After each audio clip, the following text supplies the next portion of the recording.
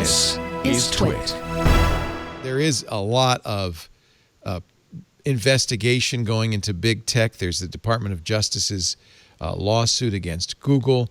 There's the House's, the Antitrust Subcommittee of the Judiciary Committee's 450-page document. There's a lot of, interest in what we can do about big tech. How much of that transitions from the Trump administration to a Biden administration? What do you think, Paris? I think quite a lot of it. I mean, I think we're definitely, it seems like the Department of Justice's investigation into Google is probably going to continue into the Biden administration, if not be furthered. It seems like it's more likely that like Democratic state attorneys general would join that lawsuit, maybe even like add allegations about Google. Yeah, so right as of now, power.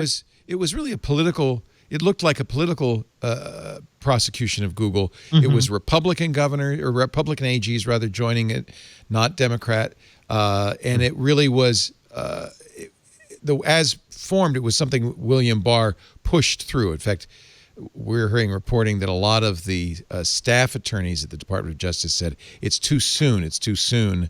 We don't have a case built yet. And Barr said, no, we got to do it before Election Day. So I mean, it's somewhat political. But you think, I mean, it's been very clear. Biden has, in his many statements during the election, said, we need to pursue this. Elizabeth Warren, another Democratic candidate, who perhaps will have a role to play. She's certainly going to have a role to play in the Senate, was actively campaigning for the breakup of big tech. So you think that, in fact, Biden even said, I think we should look at Section 230 of the DMCA. We should get rid of that.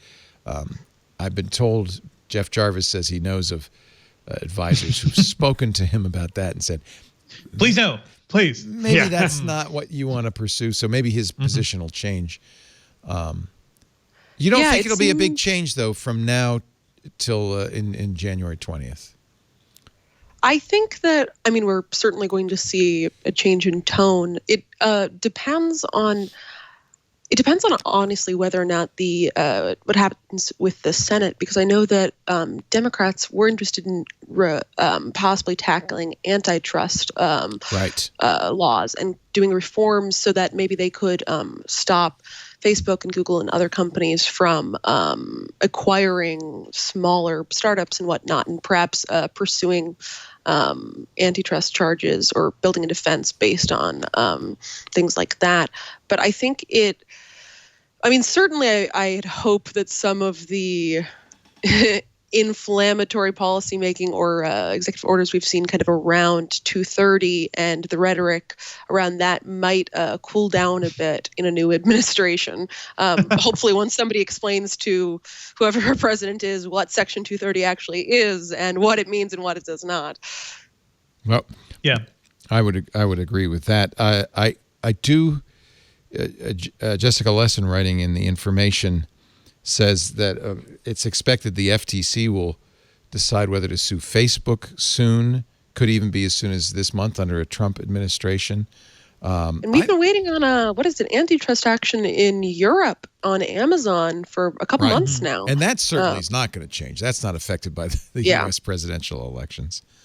I think it's a big unknown. I don't know if we know what Biden-Harris administration will do about big tech. Do we, Devindra? I don't think they have the same. Sorry, go ahead, Devindra. Well, just quickly, like at the very least, we won't just have hearings where they invite all the leaders and just yell at them like children, which to me was the single most embarrassing. Like a lot of embarrassing things happened over the past 4 years, but that was just. It was so pathetic. It was so childish, where there are a lot of big problems to solve. I think Elizabeth Warren has some great ideas. Like, deconstructing the monopolies is really what we should be talking about. So I hope she pursues that, because we've seen time and again, like Facebook, even with this election, has been slow to fix a lot of the problems from 2016. So there's a lot more they can do. Dan, go ahead.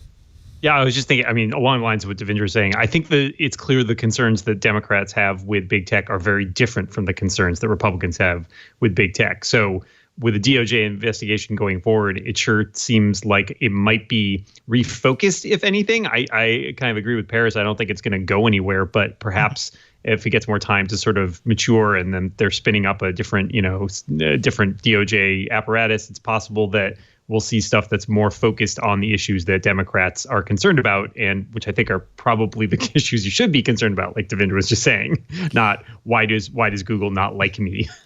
I imagine there was a little celebration in Tencent company headquarters. TikTok and WeChat might survive the Trump administration. A judge actually, TikTok was supposed to be shut down in 4 days. Judge Beetlestone said, no, you don't have any reason to do that. So that's been stopped by the courts, at least temporarily.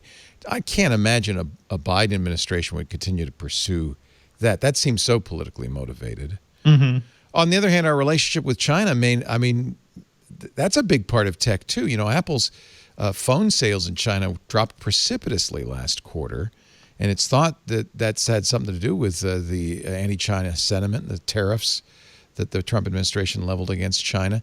Chinese phone buyers suddenly got patriotic and bought a lot of Huawei phones, making them the #1 phone manufacturer in the world. That might change. I don't know in what way or how. Mm-hmm.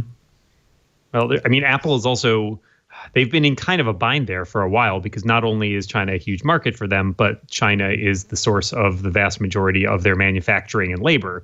And so Apple has been slowly, as we saw starting in early this year when the coronavirus really started in China, been trying to diversify and move their assets around so they can manufacture in other places, including India and Vietnam and elsewhere. Of course, for the pandemic, turns out that that's everywhere. So that didn't really help them. But certainly the relationship with China is part of that, where trying to not have all their eggs in one basket and be in a situation where they're not solely dependent on if the Chinese-U.S. relationship goes south. It's not like we can't not only sell into that market, but we can't get our phones produced and sold to other markets either. So I agree that it's a huge area of interest for Apple, is how well the U.S.-China relationship sort of stands up and whether the Biden presidency will improve that. Do you remember the Trump administration? It was only 4 years, but it seems like it was very, very long. It was only seems like it was 4 decades. It was a decade. Sometimes. Yeah. Do you remember, though, he had a tech and science council that featured CEOs from technology? Oh, yeah. Remember that? Tim Cook and Mark Zuckerberg and others. Tim Apple? Tim Apple. Yeah, Tim Apple, yeah. And they went to D.C. and that's prudent if you're a CEO of a big tech firm or any firm to make nice with the president. But that was like years ago. The photos from that meeting, I think, are hilarious too, because it was like Tim Cook and just like, what the hell are we doing here, guys? Look at this idiot. Like, so why am I doing this? It's because of my, it's because of my stockholders. I have to sit here and take this. Yeah. Yeah. Obama had a similar council. Eric Schmidt was on that. Craig Mundy of Microsoft was on it. It wasn't a bunch of CEOs. I wonder. I'm actually very curious. A, what happened to that, and B, what a Biden administration what its relationship will be. Those CEOs are going to pay obeisance to the new president. Of course, they'll make the trip to D.C. and have lunch in the residence if they can, and that kind of thing. I just wonder what it's going to look like. I don't think it'll be it's hard to say, but it doesn't feel like it'll be a tense relationship. This is the difficulty. You might say, if you're a conservative, oh, they're censoring our speech. You might say, if you're a Democrat, oh, they're too big. But there's also this issue that they seem to be powering the American economy, especially now during quarantine. You want to be a little careful. You don't want to chop them up and destroy what may be the only big economic powerhouse during quarantine there is. Well, it's a struggle there too, though.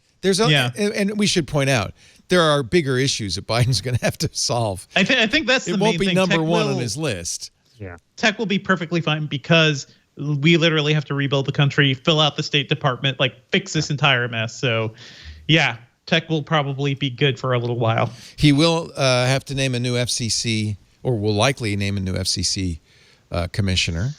The way it works, the White House, there's 2 Republicans and 2 Democrats on the FCC. And then I guess the White House gets to choose the chairman of the FCC. I imagine Ajit Pai is sending out his resume at this point. Probably get a nice cush job lobbying for Verizon or one of the big telcos. He's been good to them. Who knows? What about net neutrality? What about net neutrality? We're done. We're done. Come on. We didn't solve that already. That wasn't. We didn't fix that Again, one. I don't see that being a high priority, and yet that these are the concerns we have as tech people.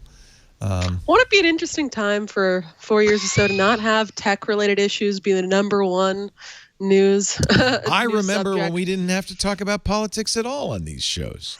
But it is a little. But now it's kind of a big part of the overall. Yeah, story. like tech wanted to rule the world, and now tech is ruling the world, and that And is now it's political. like, whoa, why is everyone so concerned with us? Don't worry. Responsibilities. We're just doing what we told you we were going to do. We got this.